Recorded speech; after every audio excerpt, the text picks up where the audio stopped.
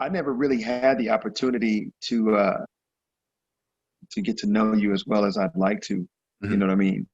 So, I could probably I get long-winded on certain topics, but I mean, I definitely would love to learn something about you as well. Because like I said, I love I know Instagram, we show what we would like to show.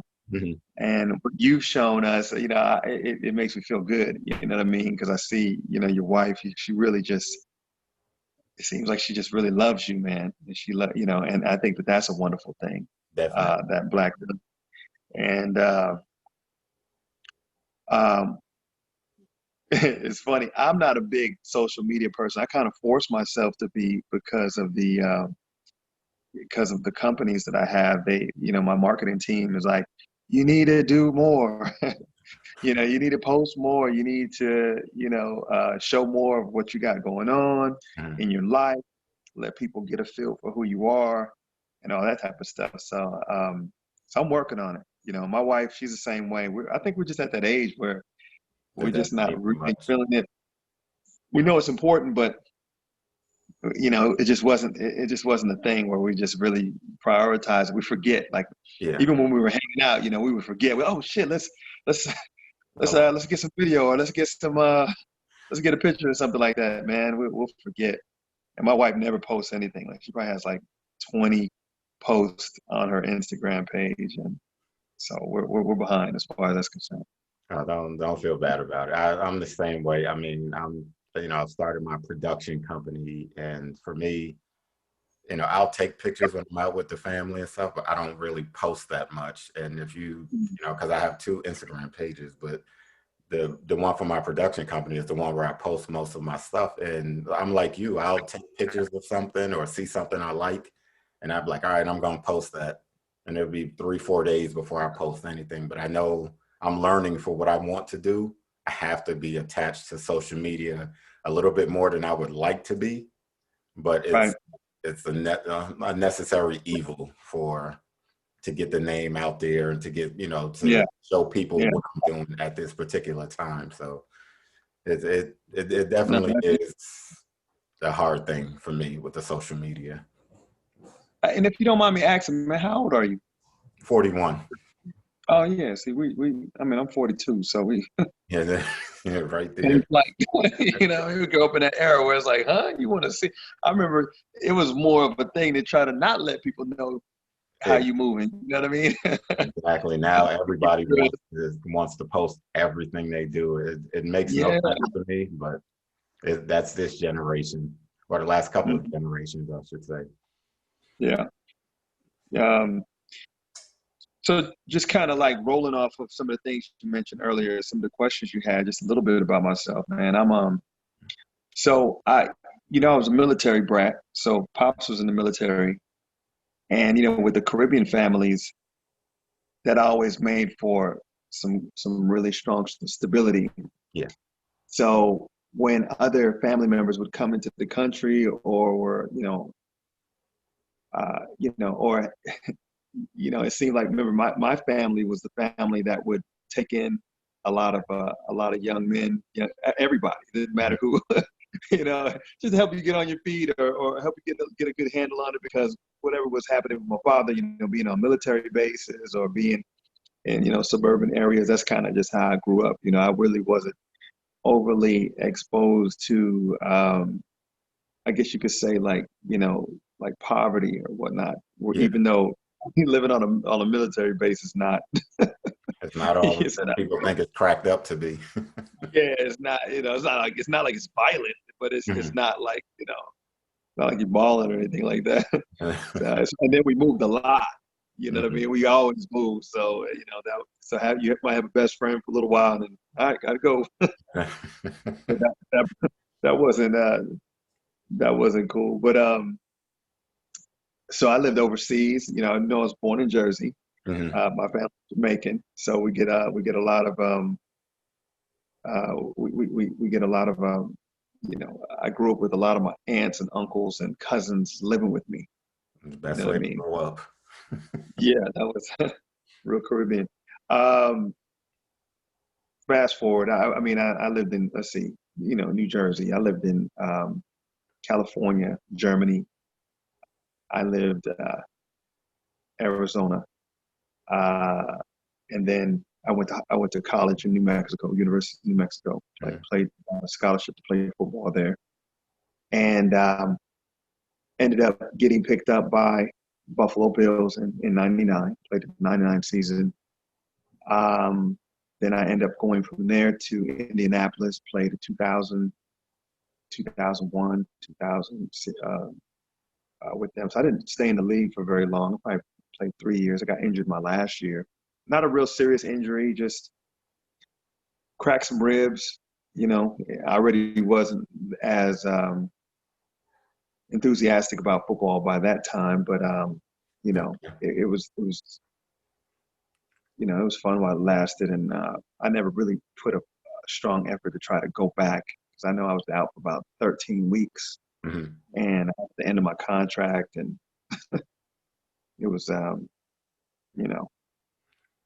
then, I was ready to do something else. so I didn't mean to cut you off. So when you were undrafted free agent, correct? Yeah, Okay, yeah. so when you got that initial call, or when you got I guess the green light from the Buffalo Bills, what was your initial reaction? I know growing up playing, Pop Warner, and then playing in high school and then college, most people's dream, if not everyone's dream that plays for that long, is to make it to the league. So what was your initial reaction when you got that phone call or the green light to say, hey, come to Buffalo, we want to sign you? It was pretty it was exciting, but it was if you got to understand, my mentality was a little bit different because um I was around guys that were getting money already. Mm-hmm. And so and then in college, my very last I kept getting injured.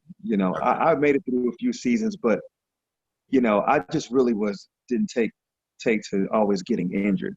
Okay. And so even though I knew I was talented, in my mind, I was a little bit discouraged from continuing to play until other guys that were a little older than me that were like, "You crazy, man? You'll be great in the league." You know what I'm saying? I'm looking at these guys, seeing you, man. I'm telling you, you there, like you there, and that was cool. And then my agent also encouraged. He was like, "Hey, don't worry about injury," because I had gotten injured the last game of the season of my senior year. And that was like, oh man, I'm through with this. This is just, I pulled my hamstring, and it wasn't even like a bad pull.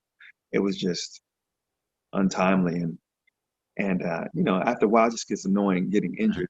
But then I realized that I just really wasn't taking very good care of myself. I wasn't doing the things that I know now to do.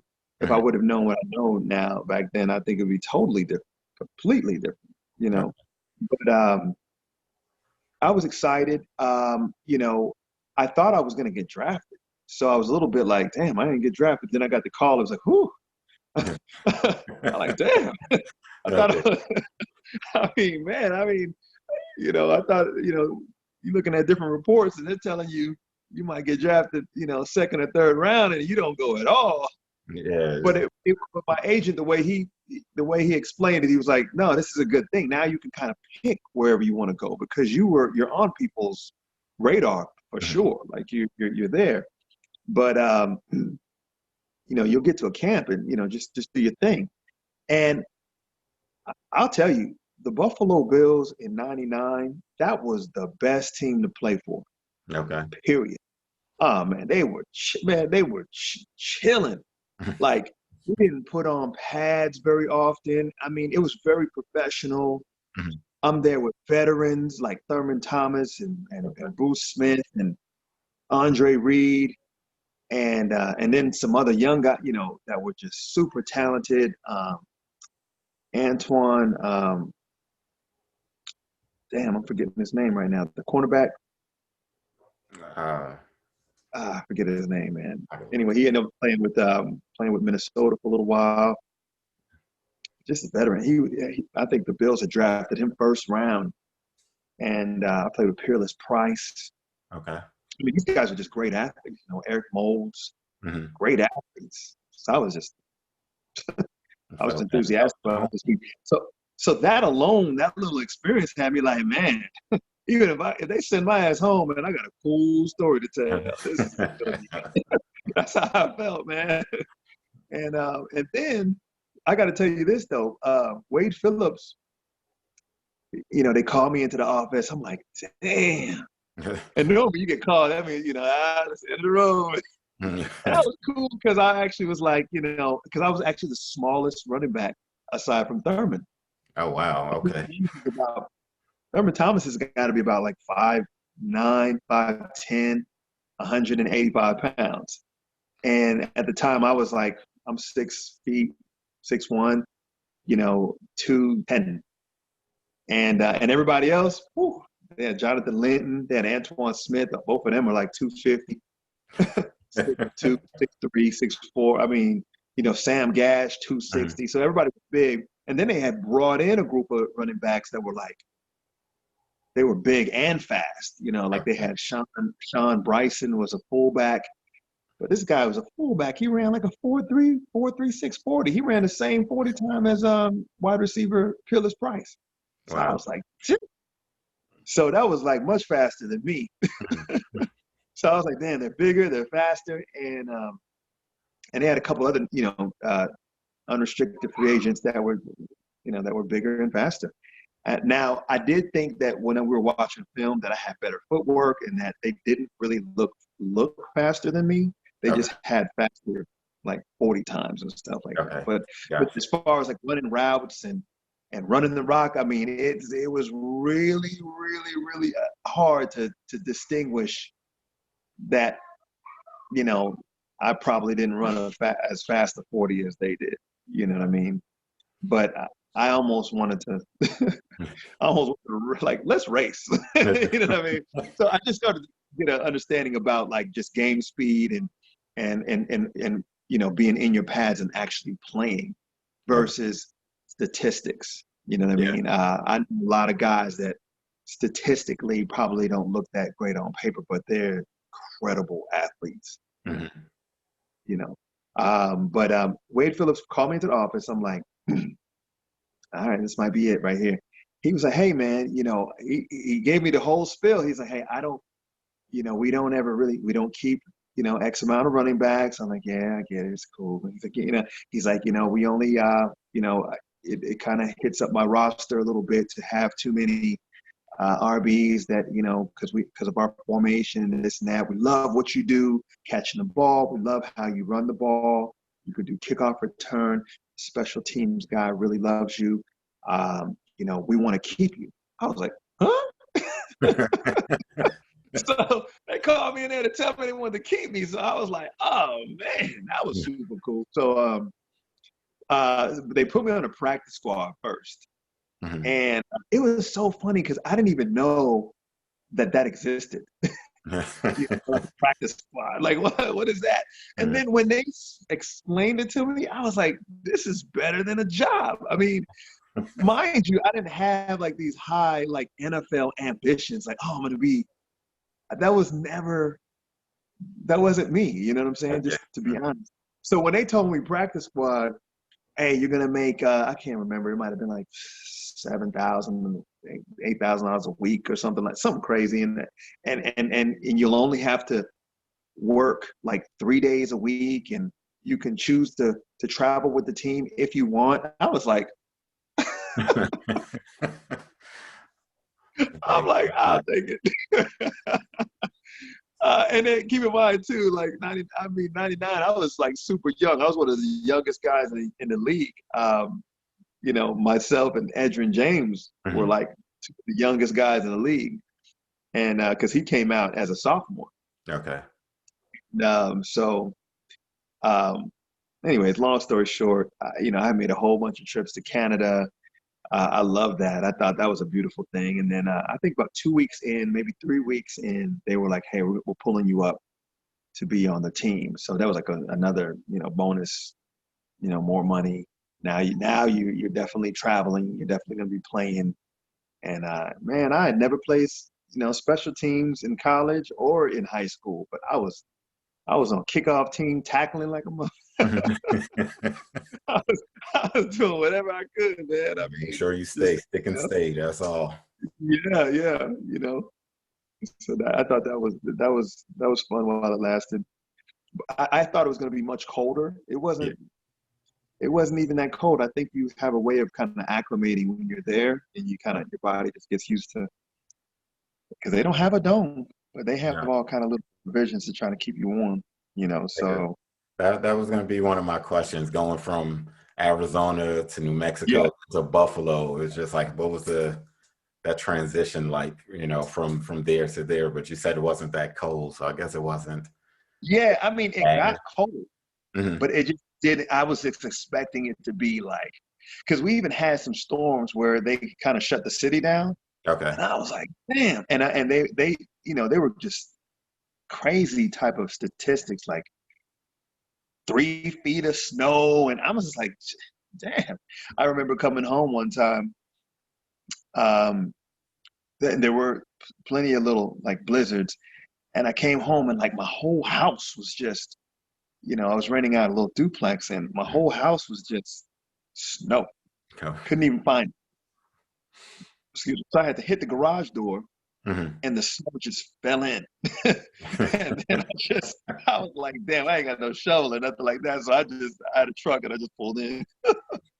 I was like, but that's that Buffalo, man. And then now the other, I will say this: there's nothing in Buffalo, New York. Like, people, you could be from there. I don't know, disrespect, but it's well. Let me say this. Let me qualify that. In '99, I There's don't know if nothing it's there. grown since then. I don't know if things have developed since then, Hmm. but it's not popping. I mean, it's not that spot. It's gloomy. Um, it's not like and then we were out in Orchard Park, so it's not even like you really like buy things that are happening, or this it's just they love the Bills, though. That is a great feeling. It didn't matter. They pay attention and they love the Bills. I couldn't believe when I was released. I was actually listening to, not by choice, but I was in a van. They were taking me to the airport because when I was released, I got picked up right away by the Colts, like literally in like a couple hours. And so when they were giving me a ride to, um, the airport or something, and they had a little talk show going, and it was a call-in talk show. Hmm. And I couldn't believe it. Like, there were a couple people that were just like mad that they had released me. And I'm like, how did you even know I played on the team? I mean, I didn't, because I didn't play that much. But they just really are great fans out there. You know what I mean? They're really into their teams. And, I guess you got the, what do you call the fantasy football leagues, and Yeah. they check you out and they see how you move. And I think that they saw that I had talent, because when I did get a chance to like run the ball and stuff like that, I mean, I could do something. But that was just really eye opening for me. Yeah. So did that make Buffalo feel, give you a better feel about Buffalo? Because I know, going to the University of New Mexico, we came down and saw a couple of your games while we were there. And I know out there, it seemed like the Lobos are the only thing really there. So Yeah. so coming from that, going to Buffalo, did that give you, like, I guess, a warm feeling, knowing that that you would get that same type of love, like you're the only thing in Yeah. town, so everyone Yeah. gravitate towards you? Yeah, certainly. I mean, New Mexico is funny like that, because not having a pro team, um, you'll have, little kids will ask you for your autograph, and you're in college. So I think that was always interesting. They had our pictures up on these billboards and on the media guides and stuff like that. So on the freeway, so it was a cool feeling at New Mexico. They make you feel like you're worth something out there. Buffalo, very similar. You could tell they don't have you know, the Bills are their That's that's their it. pride and that's it. They want to beat Miami and they want to beat the Patriots. So that's it for them. Um, yeah, man. So I left New York, went to Indianapolis. Truthfully, Indianapolis was colder than Oh, it is. Oh, was wow. colder Okay. than Buffalo. I know that sounds crazy, but man, I was like, this place is cold. So Uh, how was your time in with the Colts? it was fun. Um, another another transition for me. Making more money. And this time I was kind of I got a little bit more friendly with the guys. Okay. Like Edgerrin James was a cool cat. Uh, was still pretty cool, and Jerome Pathon, he was a good friend of mine. Terrence Wilkins, E.G. Green. We had a cool little. These guys are great guys, man. We had like a little book club. Okay. We would we would we would uh we would read these books, and part of our little, if you could just imagine, like guys that just think they're just so smart, right? Hmm. And so we would challenge each other. Like, what did you read? You know what I mean? Like, what kind of information did you get? What can so what, I got to go read the book now? Just because you didn't read it properly, you didn't comprehend what you read. Let me go read it myself. So it would be like a real thing where we would just be messing with each other and just trying to make sure that you can drop knowledge about what that book had to offer. Yeah. And at that time, that was like the beginning of me starting to get into really just reading. Shit. What I mean, to be honest with you, man. Like when I was in college, I mean, my attention span was like that. you Yeah. know. And then, but then for some reason, getting into like metaphysics and African holistic science, and we were going to poetry readings, and they always had like the little books that they'd have out front, and they would tell you where the little urban bookstores were. I mean, I just had got into that little space, and it was a good thing for us, you know what I mean? Because we were real strict on our diets, you know what I mean? Like, what you eating there? We'd walk past, like, what you got there? What you got going on right there, man? I see. Is that a bird? Because we kind of like we were kind of turning into some vegans, and you know what I mean? Yeah. In a real cool kind of way, I guess you could say, not in a real granola way. It Yeah, was just, it was, almost turned it into like a game or a challenge amongst friends. yeah, yeah, yeah. But maybe Like, make what it are you interesting. eating? And we made it real funny, and so I thought that was really cool. And then,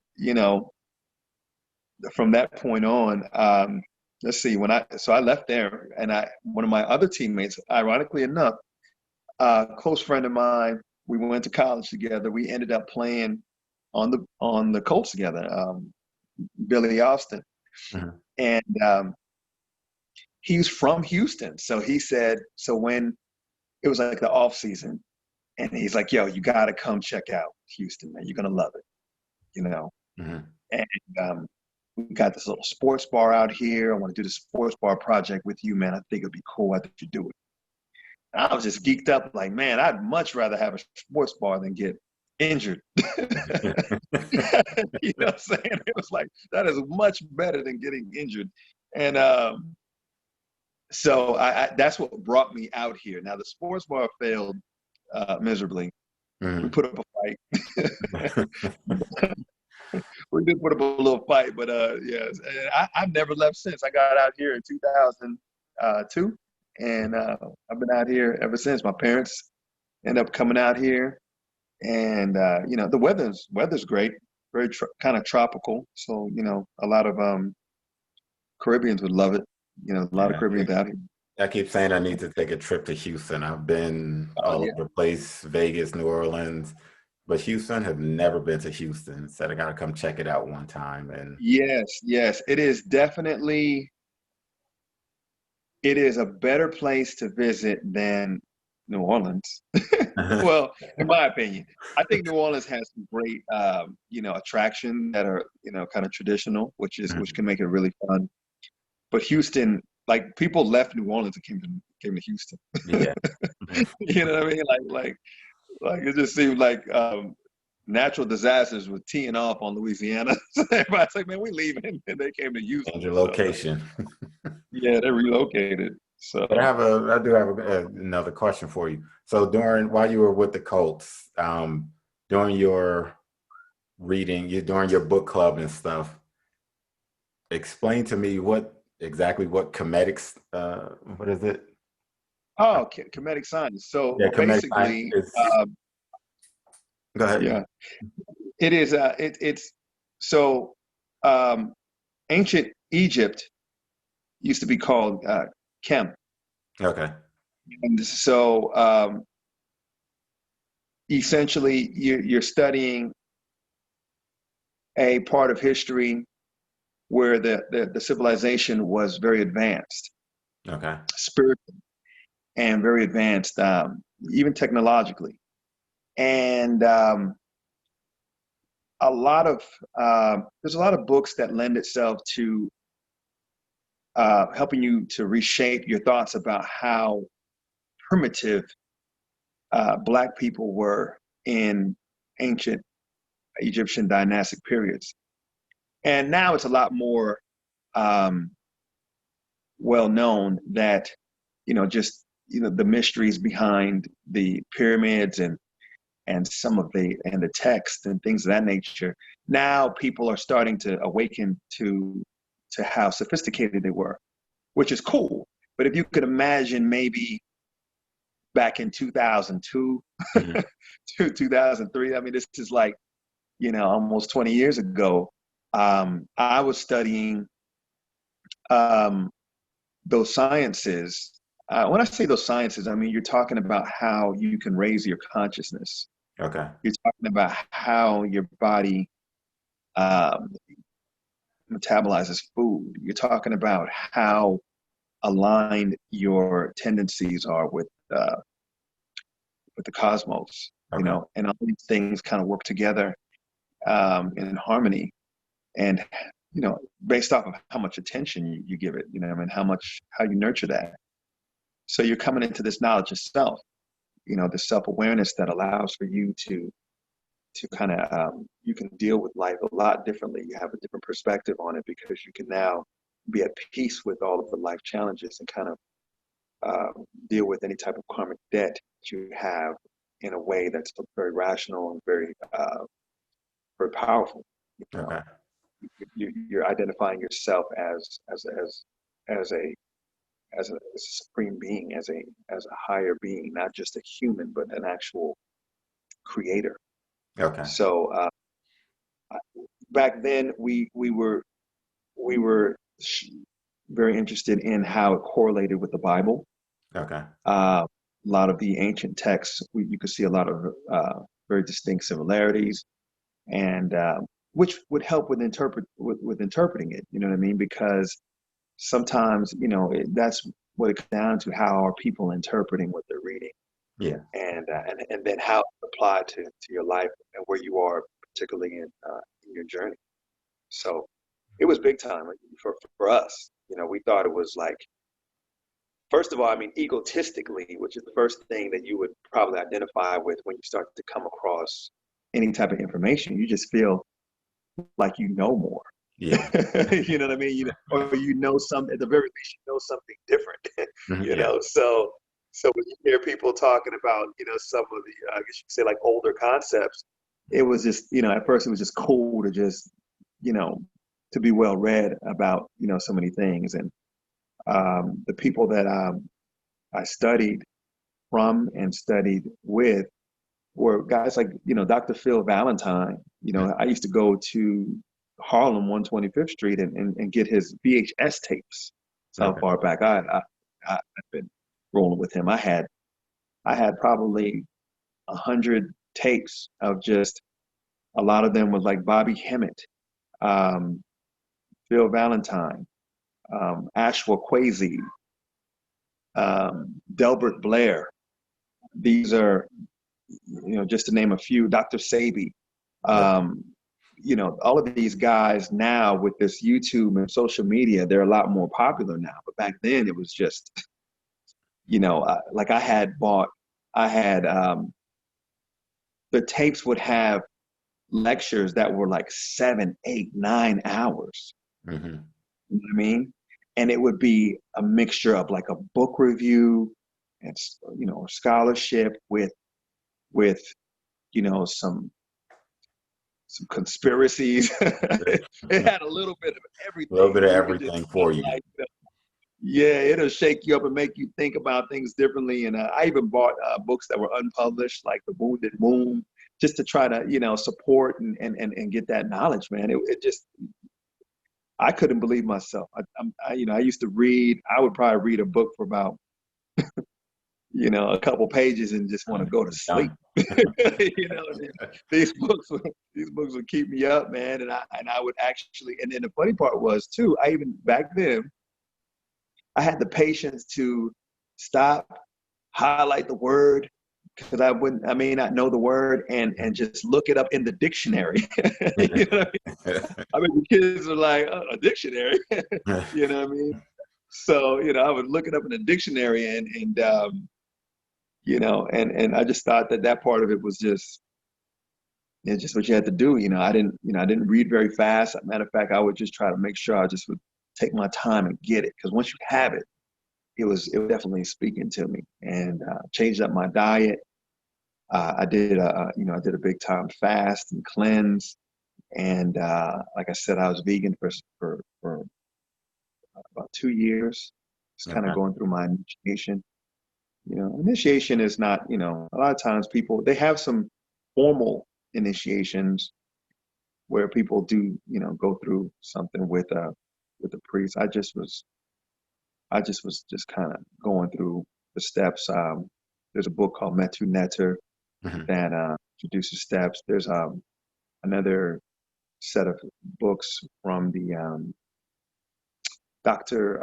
Mwata Ashby has a series of the Asarian initiation. Okay. So basically, there's enough books to allow for you to just initiate yourself.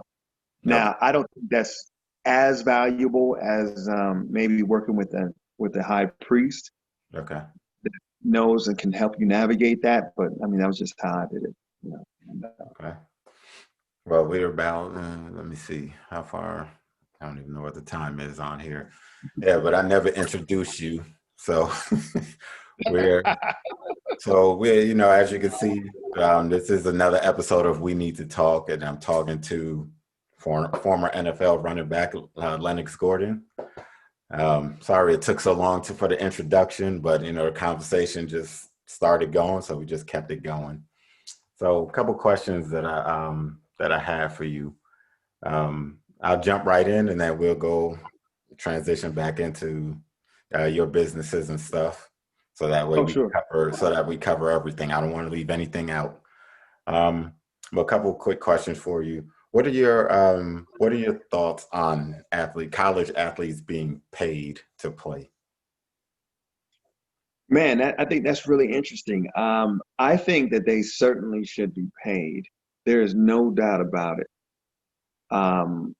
When you start utilizing the body as a means of generating income, generating attention, Mm-hmm. popularity, um, paying for your school is a great start. However, I don't think that it equates, or it's a fair trade-off for the type of rigorous, uh, you're playing football. You know what I mean? It's a contact sport. It can be very damaging. So I don't believe that trade-off is fair, and it's a business. And Yeah. I think there's no better way to learn what your talent is worth than in college. Like, this is where you're getting schooled. So these kids should be in a much better position when they leave college, because the probability of them going to play on a professional level is very Mhm. low. Just like even coming out of high school getting a scholarship, the probability is not that high, unless you really are dedicated, So and these colleges make a killing. Oh They yeah. make a lot of, Billion dollar and business. yeah, they certainly, and we, I guess, the opportunities that we were afforded, I'm grateful, but quite a few of my teammates, I think, they would agree, like, man, you certainly needed to put college students or college athletes in a better position when they leave. Because think about it, when you're playing football as a student athlete, you're still going to school. Mhm. So this work-life balance that you're trying to juggle is, I didn't do as well um, during the season as I did in the off season. Like, Okay. uh, there were certain, like you'll have the support to be able to get proper tutoring and all that, so that you could stay eligible. But it was just kind of difficult. You had a lot going on. You know what I mean? We had long days. You got meetings. A lot of things were happening where it made it challenging to juggle schoolwork and playing football and practicing. Yeah, because I mean, my terms, I didn't play in college, but I mean, I think that's where a lot of people on the outside get it, misconstrued. They'll look at it and say, well, you're getting paid, through your scholarship. And like you said, yes, I got this scholarship to pay for me to go to school. But like you said, there's no guarantee that I'll make it to that next level, and for the kids that don't make it to the next level, by giving them a little something more than just a stipend to cover whatever Yeah, they need to cover, because you have a lot of kids that may leave early and may not be ready, but they have so many issues at home, with their parents or siblings or whatever the case may be, giving them a little something extra to help them take care of whatever they need to take care of. I think, for example, like I believe it was CJ Spiller was taking care of his little brother or something while he was at Clemson. And how much better could he could have taken care of his brother, maybe more or better if they were giving him, something more than just a stipend to cover food and room and board and stuff like that. and I mean, and it definitely gets the attention goes towards the schooling, Hmm. and because so many students are, you know, it's easy to find value in what you can pick up in college. At least, it has been that way. Okay. Um, I think that the that's enough. You should be fine. Which that's not true. I mean, matter of fact, I think it's Boyce Watkins who has brought some attention to the idea that college may not be the best Hmm. choice for the black man and black woman in regards to having economic wealth and freedom, or trying to acquire wealth. Hmm. And that there are other options now that rival an actual degree, um, especially when you analyze it on a competitive level. Yeah. And and how employers see that degree and the multiple degrees, or in comparison to your peers. Hmm. And that has opened a lot of people's eyes, uh, to shift their thinking into learning how to structure and build their own business, Hmm. learning how to craft, you know, something of their own that and bring value to the marketplace without necessarily having a lot of, I would say, like the first couple of years of college, you probably can remember, like, how much of that do you remember that Yeah. is applicable? You know what I mean? Hmm. Uh, it doesn't seem I mean, if I guess everyone's going to have their own different experience, but unless you're really studying something that you're passionate about, Mhm. oftentimes you're taking courses just to be taken. You know Yeah. what I mean? Just to kind of get, you know. I know there were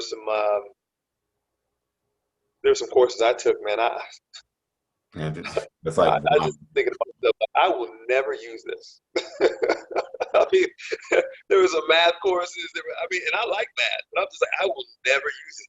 Or maybe they didn't have the proper way of teaching it to where we would see how applicable it was, or maybe I just didn't receive it that way, but it just did not seem like we would ever use some of these formulas, so, or these different classes and what and the curriculums what they were teaching. So not to knock school, I think that people should, there's a lot more value in school that you can extract from it, Mhm. but you definitely it would be helpful to have some guidance from from those that have gone to say, hey, look, man, if you got a scholarship, you need to focus on what you love.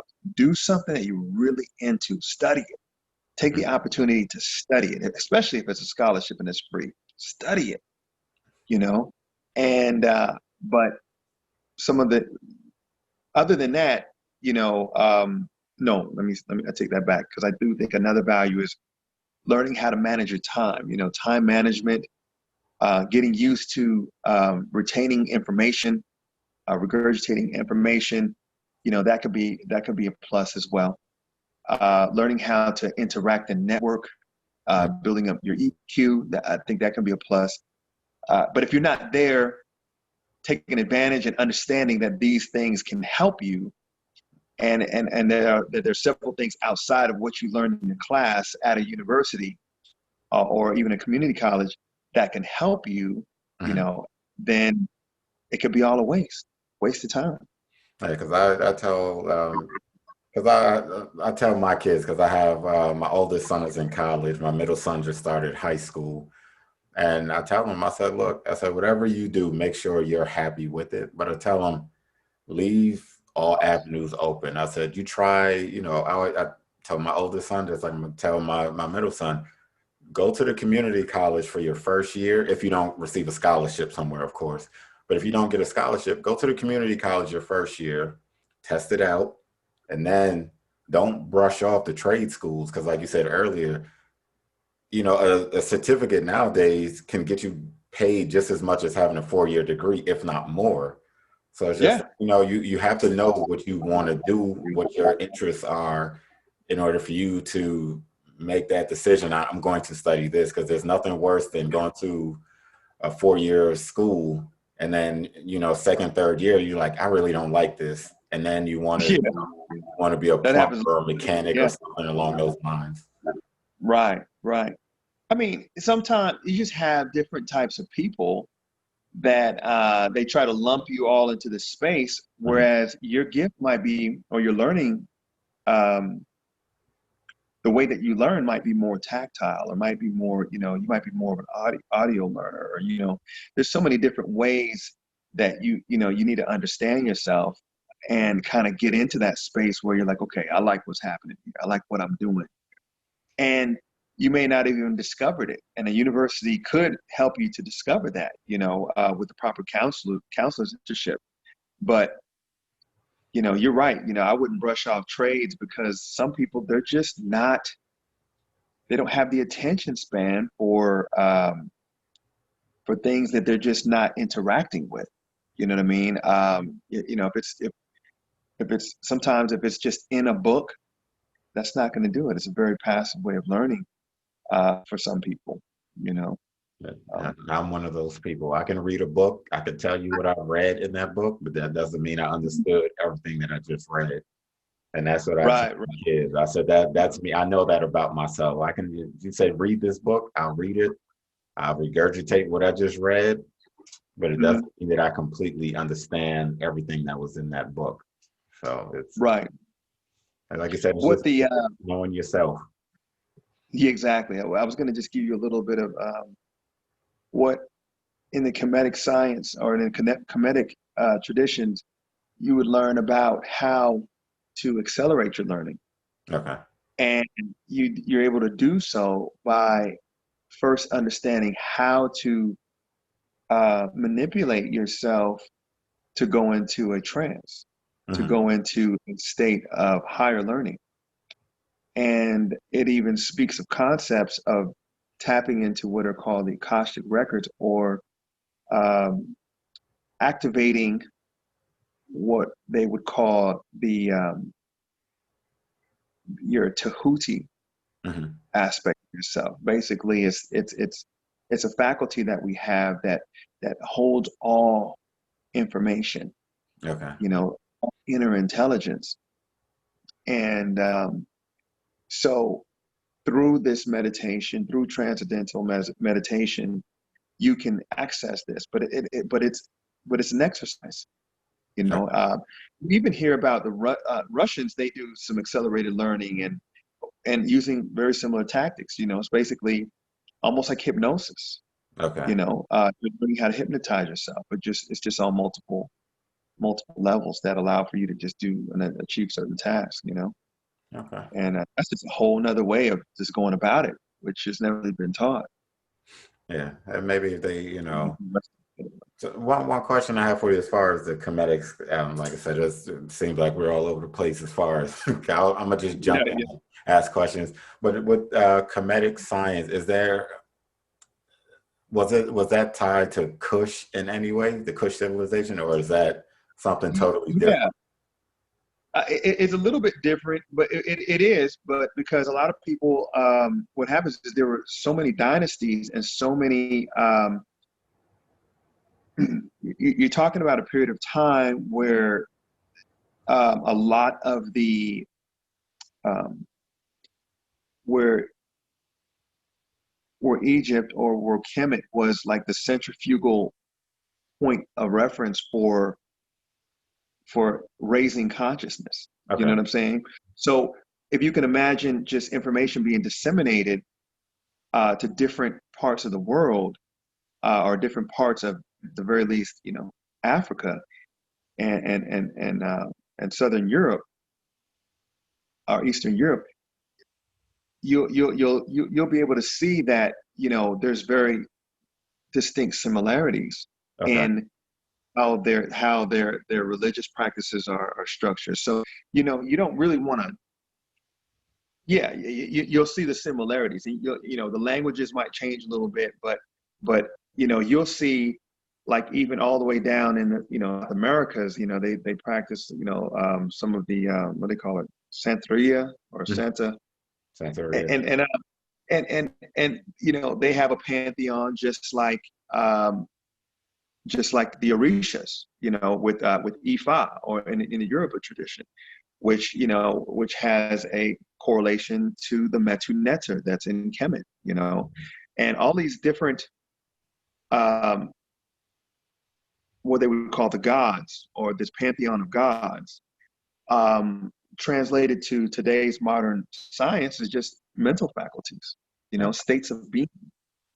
And the brilliance behind it was that it was given to you or introduced in a way that had, similar to the Bible. You may, remember going to Bible school as a young boy.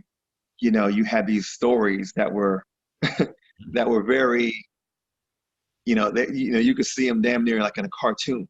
Hmm. How they would try to explain what was happening, and it was like a visual. But then as you get older and older, it starts to reveal deeper and deeper meaning. Yeah. Same exact thing. The difference is it was just a little bit more, in my opinion, a lot more thorough, Hmm. uh, in really awakening the faculties and identifying that these faculties are designed for you to master, because they've always been with you, and they're designed for you to activate them, because the task that you're going to have before you in creating a family and in bringing order to some of your challenges, you're going to need these faculties. So you're being equipped with knowledge of self that is totally designed for you to create this heaven that you can create in your mind here on earth. That's good to know. That popped into my head, and I said, let me throw that out there before I completely lose my train of thought on, asking that question.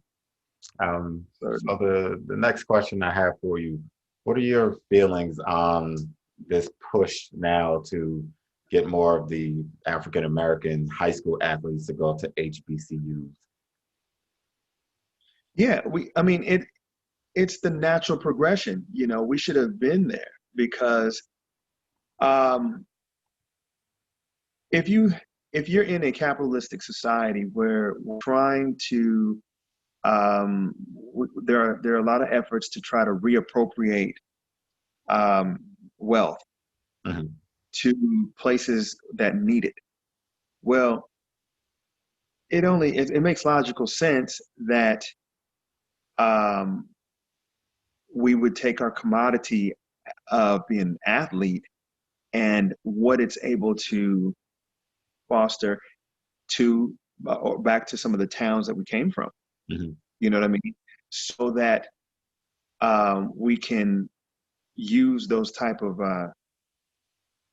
like I said, these universities, they make a lot of money off of young student athletes, utilizing some of these the money generated from sports to start rebuilding a city, and providing a better education or better teachers and better everything, you know. Mhm. Now I see how there's a hierarchy amongst the competitiveness of the universities as a business.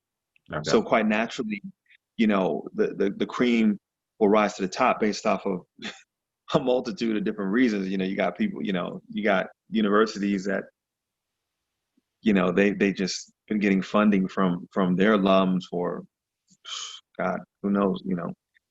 but that's the only way that I think that or that's one of the ways that I think would be effective for for us to start generating income in lower class societies or cities that weren't making the type of money that would allow for them to get a better education right where they are. Yeah, because I think, and this is my personal opinion, I think a lot of the athletes, I don't to no fault of their own. I think they choose the PWIs, mainly because just like, look, this would be the fast track to get there. But then, when I have these conversations with some of my friends or people that I'm just having general conversation with, it's like, look, you can go to a HBCU and still make it. And, I try not to go for necessarily the Hall of Famers. I don't want to say, well, Shannon Sharp went to a HBCU.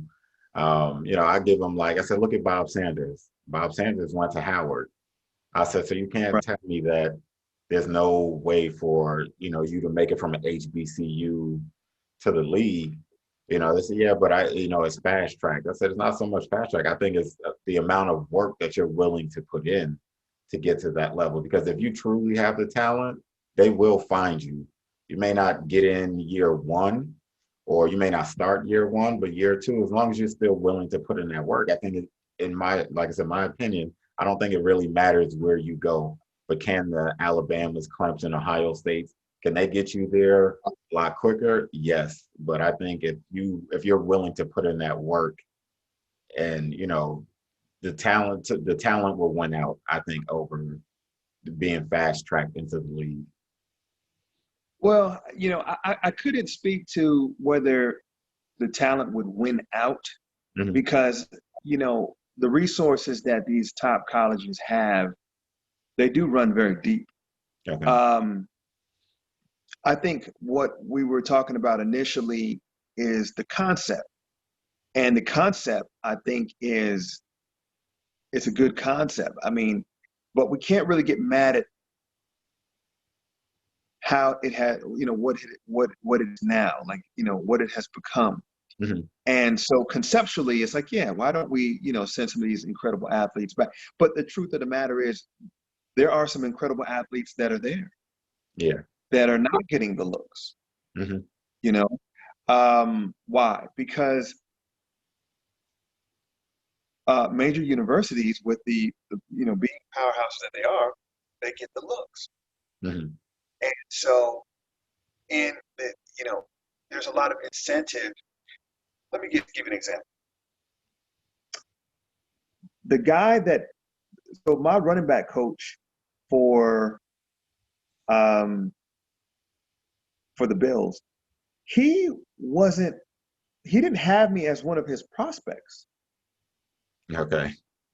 But I was a prospect for because different organizations, they obviously they may have different ways that they work, but the person that was looking at me was the offensive coordinator. Okay. You see what I'm saying? The person that was looking at me that was grading me was the quarterback coach. Mm-hmm. You know what I'm saying? Yeah. So this is where the politics comes in. If your player, the one that you had the eye for, excels, then it essentially is boosting the coach up. Gotcha. I could easily feel that my running back coach at the Bills, he wasn't really for me. You know what I mean? Like Mm-hmm. it was nothing he could say bad about me, but he just really wasn't for me. You know what I mean? You could tell when people are like for you. You know what I mean? And they're advocating for you in a sense. And where I think that I won out was that in comparison to everyone else, we could have all been around the same, area, Mm-hmm. But I know that a running back coach, he was kind of pushed this one guy bigger, faster, and that I'm never gonna forget this. That guy felt it too. He just felt like he was there. He's like, man, I'm in there. The running back coach loves me. You know what I mean? Mm-hmm. But the special teams coach and the offensive coordinator, they liked me. Mm-hmm. And the special teams coach was like the push over the top. You see what I'm saying? So there's a politics that's involved where, that it just is what it is. So what I'm getting at is once they commit to a person, okay, from a collegiate level, if you're at this top school and you commit to this person, Mm-hmm. then now it's part of their own reputation to make sure that this person excels on a professional level as well, so that they can say that they produce professional athletes.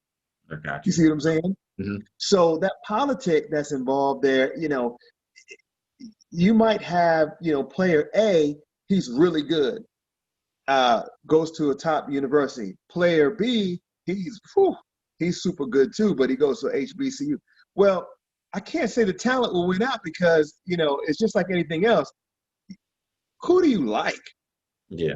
And even Mel Kiper will start to talk about, I don't pay attention to that as much anymore, but they used to talk about, just, how much you've been talked about. You know what I mean? Even now, when you look at social media, things are like, how often are these terms coming up? How often is this a topic that's trending? You know what I mean? It's the same. It was the same thing prior to social media. Are you trending? Like, what did you do? Do you have newspaper articles? It's like a campaign of, what's going to still attract the viewers, because that's the whole point. Mm-hmm. You see what I'm saying? Some Yeah. guy you never heard of, and that's why the talent doesn't necessarily, I can't say that it just will win out. It can. Mm-hmm. And, obviously you want everybody to win, but,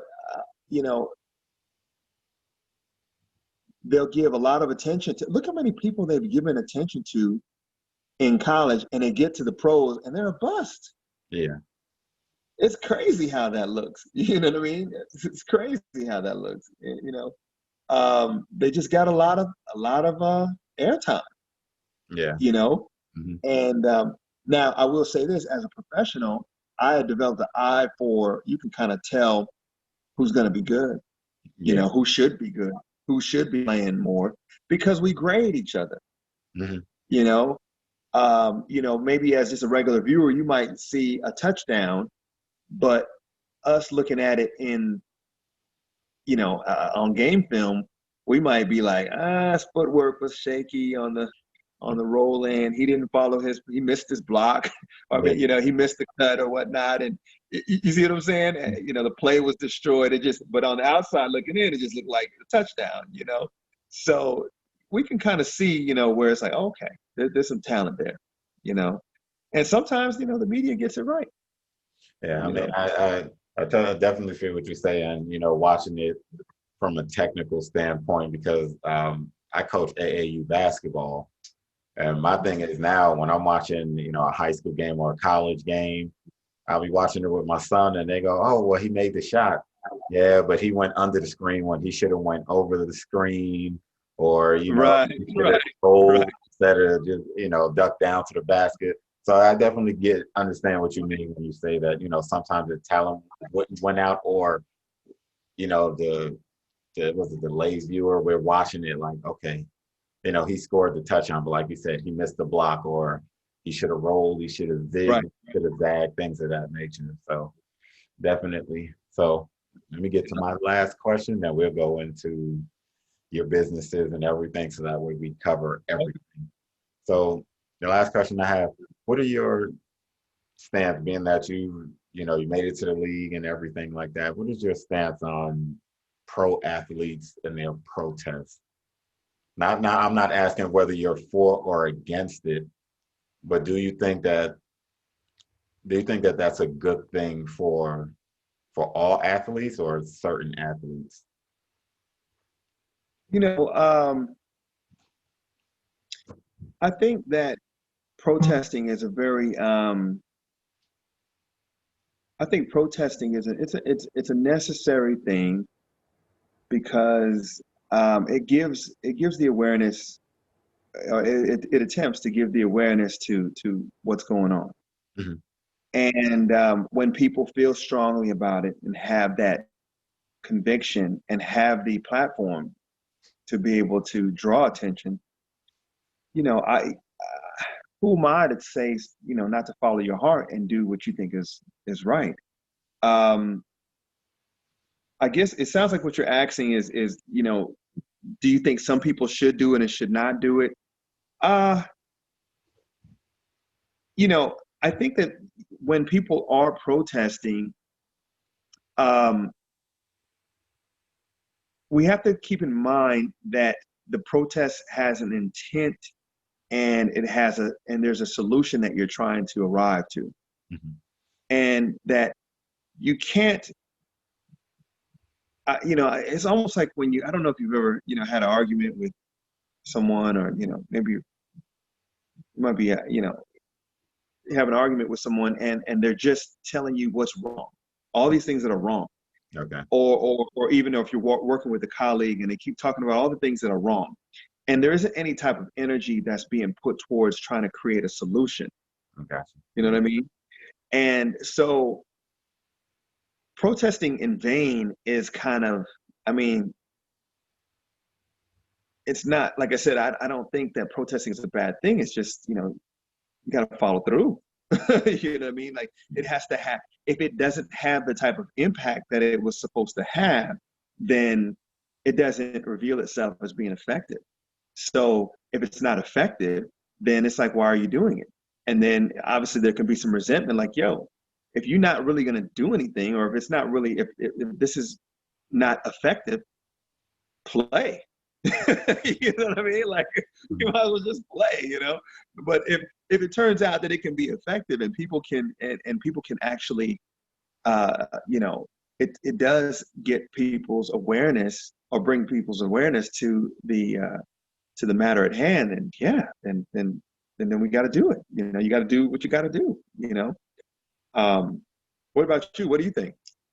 I think that they should lend their voice however they see fit to lend their voice. Because like we said, with social media, everybody's gonna throw out there, oh, LeBron should do this, KD should do that. But I think they should all do it however they see fit to assist in the, you know, in the in the protest, because some people may not want the spotlight. They may want to give, Yeah, $1 right. million to this. If there's a march in Washington, DC, they may want to, here's $1 million to pay for all of their room, all of the protesters, the people coming from out of town. I'll pay for their rooms. And you'll have some people that say, oh, well, he's still not doing enough. I mean, it just depends on how they want to help. And I think that they all should, not should, I feel that they should participate to a certain degree, not Mhm. forcing them to necessarily, because my thing is that when they're off the court, although they have all of the fans and everybody around them, they turn just back into, you're just another black man at that point in time when they're off the court. So I feel that lending their voice, I think, helps. And the initial reason for me asking that question is I had a long conversation with a group of friends of mine, and we were talking about, LeBron in the meeting when they shut down all of the games for a couple of days. And some people felt a certain way because LeBron came in, and at least the way the report read on ESPN and stuff was that, he kind of took over the meeting and it rubbed some people the wrong way. And my stance on that was, well, who would you rather have take over the meeting? And there's no slight to anybody in the NBA, but let's say if you have PJ Tucker, for example, talking, and then you have a chance to have LeBron talking. LeBron has a lot more to lose and is the bigger name. So why not let him be the head? And it's not to say that PJ Tucker or anybody in in the hierarchy of the NBA, not to say that his stance or what he believes in isn't important, but if you have somebody that has 1 million followers on Instagram, Facebook, whatever the case may be, why not let him put the message out there? Because at least that way it'd be disseminated to more people versus Yeah. somebody, besides somebody that may only have 100,000 followers or whatever the case may be. I guess the question is, were they upset about him taking over the meeting, or were they upset about what he had to say? You know what I mean? Because I don't know. I'm not privy to to those circumstances, but I'm thinking about, you know, it's delicate when somebody comes in and tries to represent you or misrepresent you. Yeah. And so you have the idea, like, of course, you're the influencer, man. Like, damn, you bring a lot of fans to just to come watch you, and in turn they come and watch me, and this all works very synergistically. But but if he got up there and he just started spewing out some bullshit, and people, and it might have rubbed some people the wrong way, Mm-hmm. because if you have the platform and you say some BS, man, it's like, that's a wasted platform. Yeah. You know what I mean? I, I I was trying to explain that to because I was having a long debate on Facebook with some people, some of my old teammates, and about Brian Urlacher and some of the comments that he made. Mm-hmm. And I was like, you know, you have to.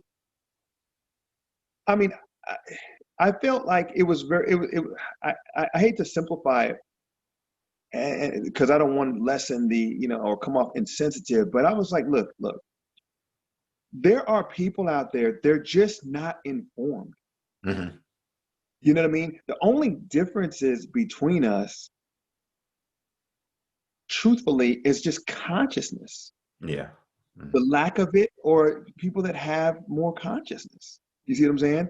Mm-hmm. Yeah, you can start to get into the details of our race and all these different things, because it can lend itself to understanding where you're coming from, or understanding your perspective, and why you offer the perspective that you do. But but the bottom line is, I've never seen an Urlacher, who's an incredible football player. Mm-hmm. He never was ever seen in my eyes as some type of intellectual, or somebody that would have insight as to what is going on in the world, or what's the best way to manage what's going on in the world. But a lot of people don't know this too. He has a black son. Mm-hmm. He has black nieces. He has black nieces and nephews.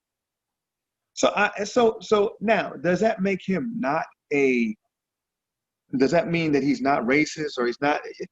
You really just have to be careful with just throwing Statements out. labels on people. You know what I mean? Most of the time, people do things because they're just ignorant to other perspectives. Mm-hmm. And they even find themselves in a bubble of just what happens when you make a lot of money. You know what I mean? When you make a lot of money, you Mm-hmm. know, some of the plight of poor people, and which, you know, minorities make up the, you know, more poor people. Mm-hmm. It you there's a disconnect there, so it's hard to empathize with them. You're not there. You know what I mean? Mm-hmm. And so I think some of the comments that he made on his social media were just super ignorant. So I was like, hey, look, that was some ignorant stuff to say.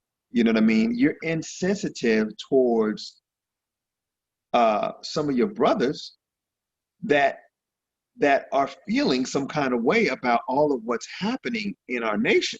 Mm-hmm.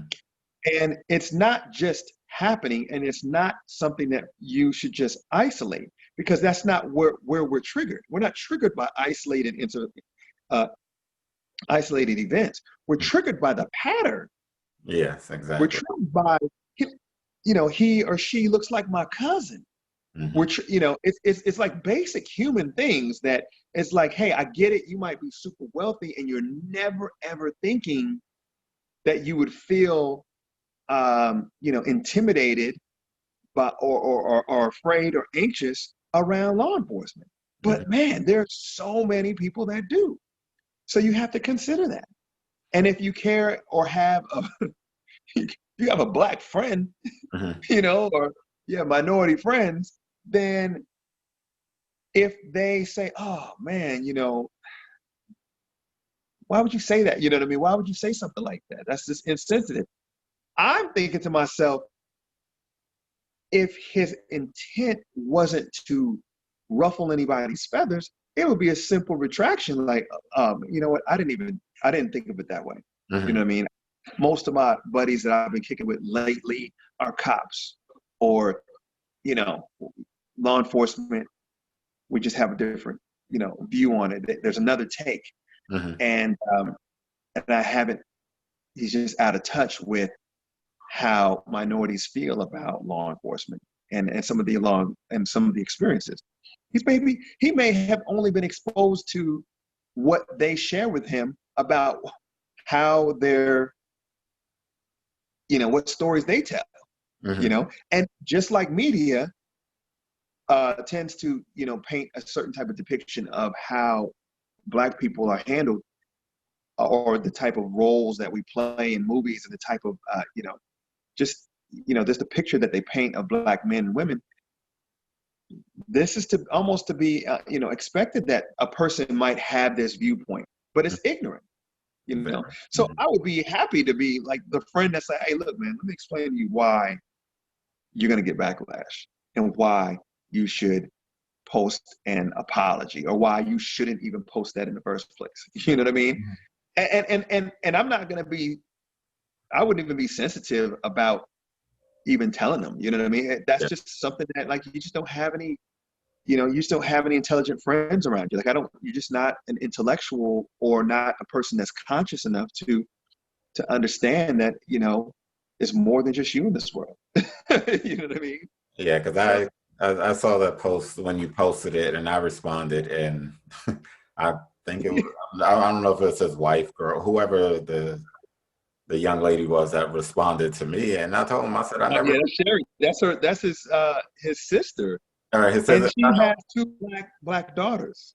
and the funny thing is, I never called him stupid. I wasn't, you know, disrespectful in any way. I just said, for somebody Right. that's educated, I think that was a pretty silly thing to say for somebody No, that's it was educated. stupid. Stupid is what stupid does. That was like, dude, are you serious? And You know, it is what it is. You know, you know, it doesn't. Now, I'm not. You don't have to jump out the window and label and generalize Mm-hmm. him or her. But it's like, what are you arguing for? Like, you don't even have an argument for this. This is not even a good argument. You know what I mean? Like, bro, are you serious? Like, if you, it's almost like saying, it's the same thing with the Black Lives Matter. If you have a chain and one of the links is shaky, Mm-hmm. I'm not about to argue with you about that link, man. We need to make sure the chain is going to stay together, or it's not going to be. We're not going to be able to use this chain in its full capacity. Period. There's a kink. You know what I mean?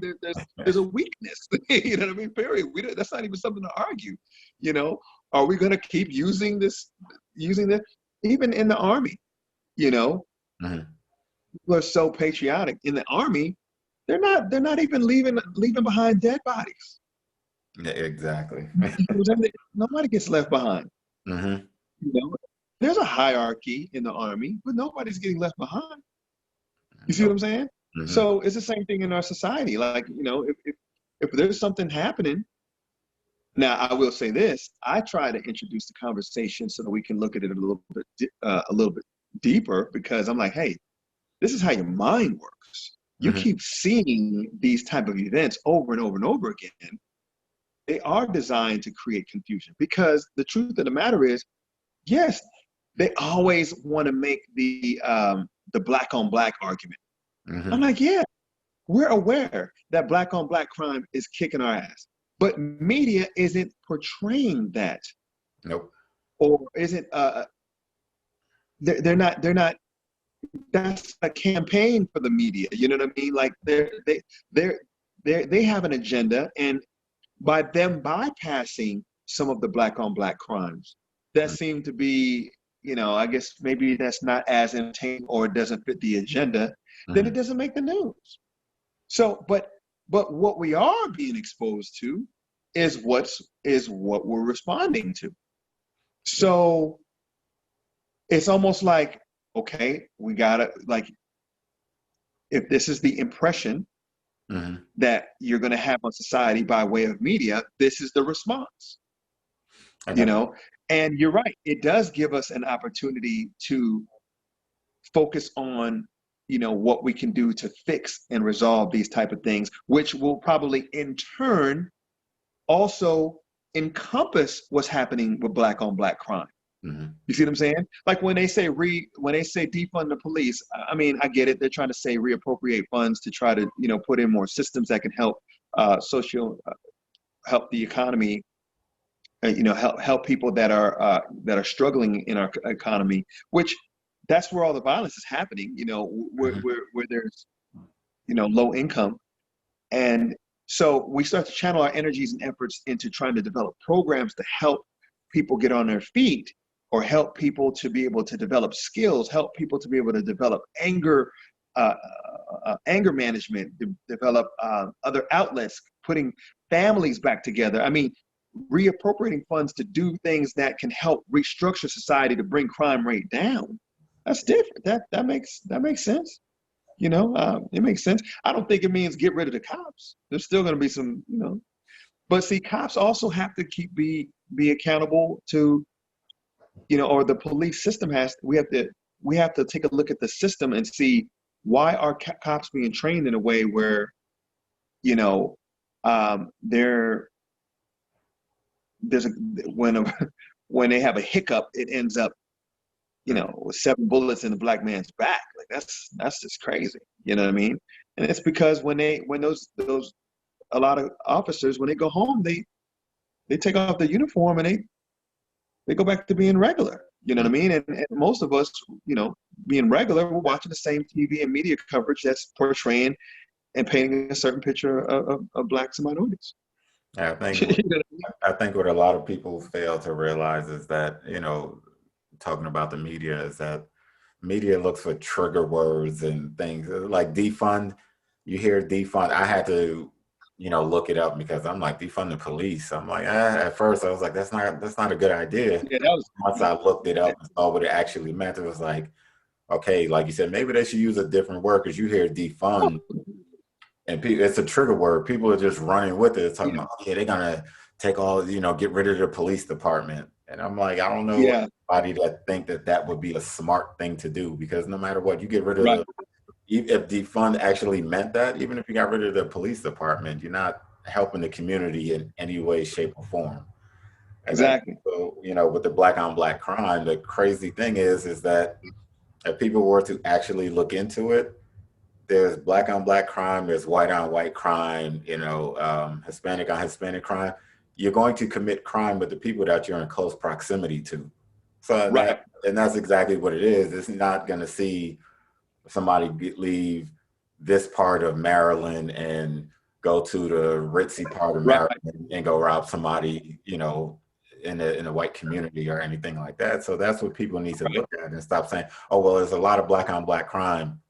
You look at the statistics, it's you're robbing or you're shooting, whatever incident you're having is going to be with somebody that looks like you, because that's who you're in close proximity to. It doesn't have Right. anything to do with I'm leaving my area, driving to another part of Maryland to find another black person to do something to. Yeah, and all of that is you have now. This is another angle. I think now consciously we have to also be aware of where certain perspectives fit within the scope of the timing. Okay. You see what I'm saying? Mm-hmm. Everything has timing. And as simple as it sounds, it makes perfect sense. Like, think about it. If you pissed your wife off, Mm-hmm. right? That's not the time you that's not the time you trying to I don't know, ask her to do you a favor. Yeah. You feel what I'm trying to say? It just lends itself to just there's timing with things. You know why? Because there's different states of being. There's different moods that people have. And when you are affected emotionally by some of what we have been exposed to, like the George Floyd, Mm-hmm. People were. It almost comes off like you're deflecting or trying to defend when you throw in a host of other topics, Mm-hmm. because that is a strategy to diffuse Yeah. the emotion, which it just it doesn't. You know what I mean? It just pisses everybody off. You know what I mean? It makes it worse, and then it points the finger at like Candace Owens. I mean, I want to believe that she wants best for the Black community, but she just started to go in on George Floyd's background. I'm like, the timing, like that's bad. Like, why would you go there? You know what I mean? That's like, yo, let the man have his legacy, whatever it was, and we're not exalting him. It's the attention that that we're given to the situation. It's Mm-hmm. nothing to do with him. You know, Urlacher, bro, the timing, like you can't just Terrible timing. Too soon. what are you Too talking soon. about? You know what I mean? Like, people are bad timing. You don't start cracking jokes about, you know, loved ones that passed away like at the funeral. You know what I mean? It's just the timing's off, and and I think it's a conscious thing. Like you're either conscious of it or you're just not, you know. They're just not giving the wound time to heal, and it's just Exactly. are you going to attack it, or are you going to keep picking at it? You're going to make it worse, and that's exactly what they're doing. Like I said, Exactly what they did. Yeah. For Urlacher, I don't know. I'm gonna just err on the side of caution and say I don't believe it was intentional. Like I said, maybe it's just misinformed and just saw something and said, you know what, I don't believe this, blah blah blah, and you jumped in social media and you put something out there. And I think even with Candace Owens, like you said, it's just you're so out of touch with certain things for whatever reason. Yeah. Just certain topics, just stay away from. If you want Yeah. extra 15 minutes or you want some more time, somebody in Urlacher's position, you could get airtime any way you want. For Candace Owens, this may be the best way for her to get that Yeah. attention. Because you know what? Let me speak on this Right. because this is the new hot topic right now. Right. Right. And just being antagonist and trolling is like a thing now. You know what I mean? It's a very because I really wanted to wait. Hold on, just a minute. Okay. Let me grab my little charger for All my right. No phone. problem.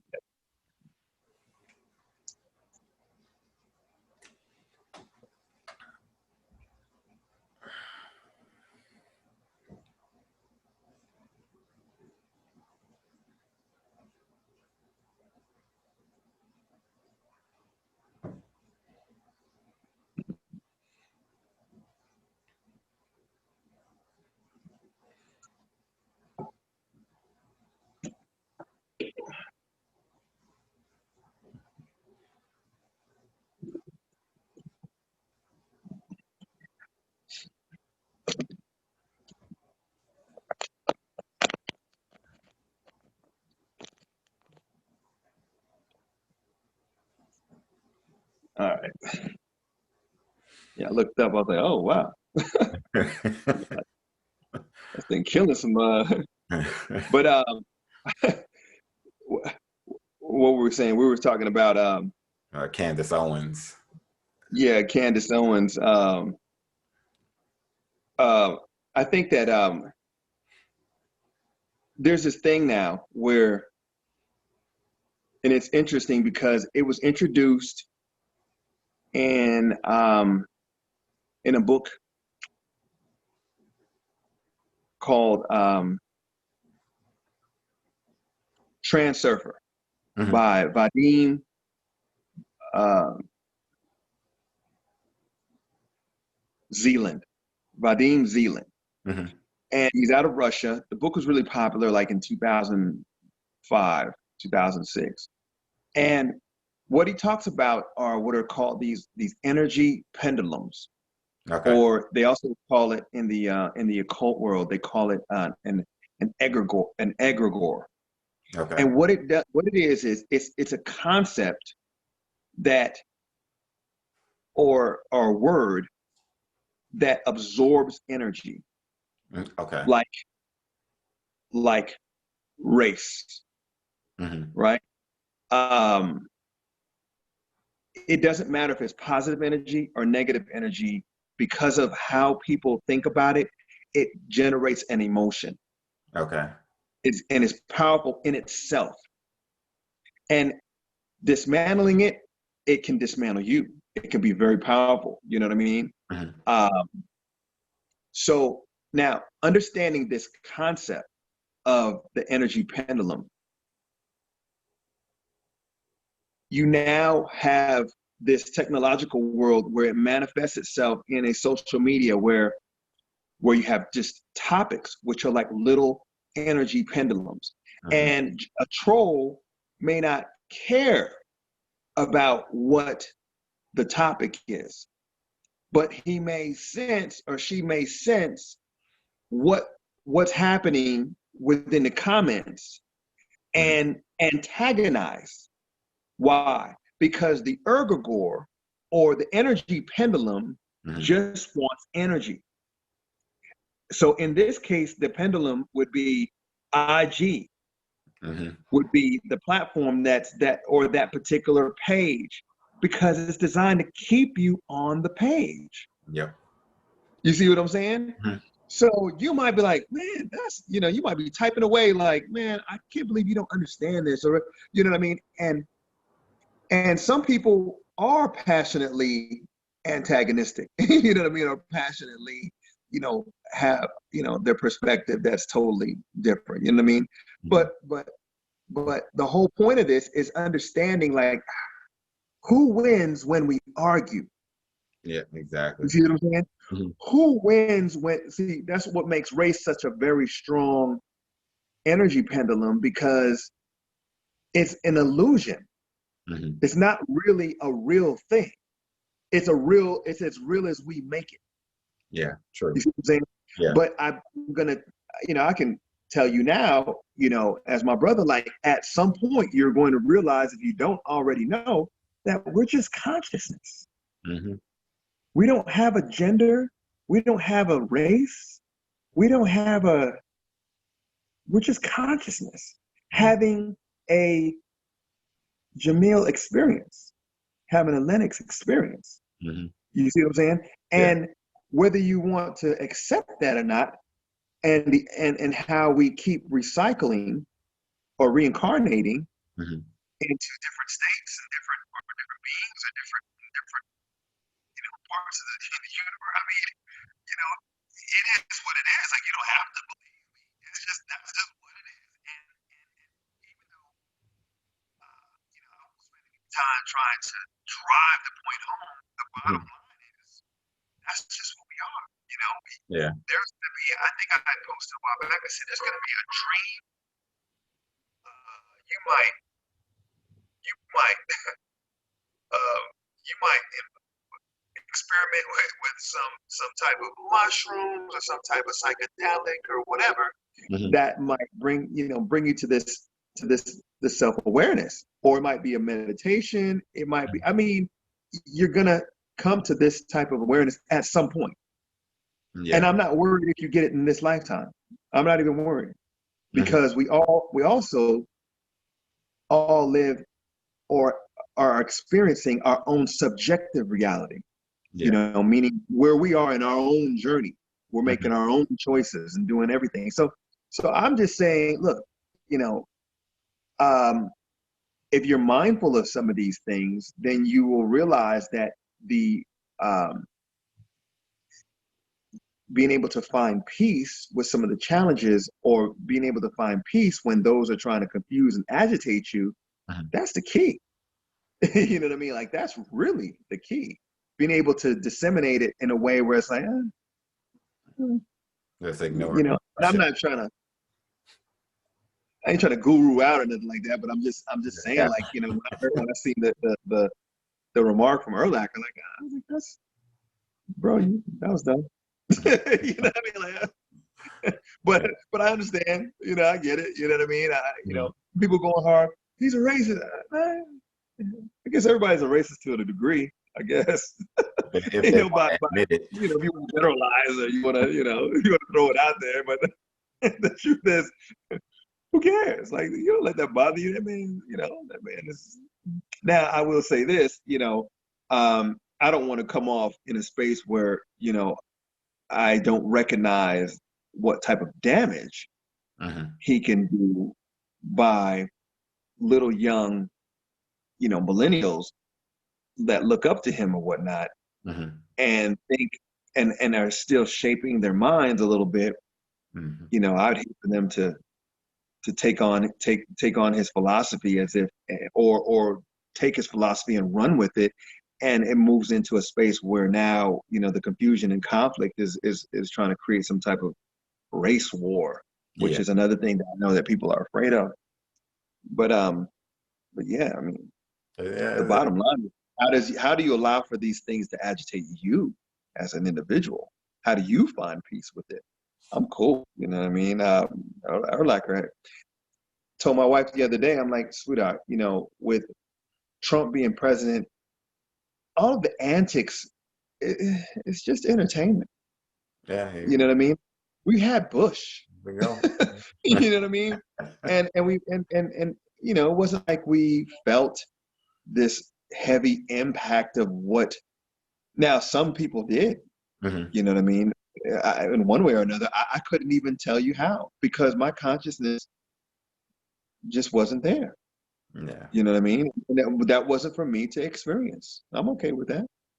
Yeah, There might now that I have businesses, I might have to look at some of the political stances that might help with that, but I still have my sensitivity towards the people. You know what I mean? I don't know. It's just, I just deal with it as it comes, because every moment, the only moment we really have is now, this very moment. Like, what are we doing right now? We having a great conversation.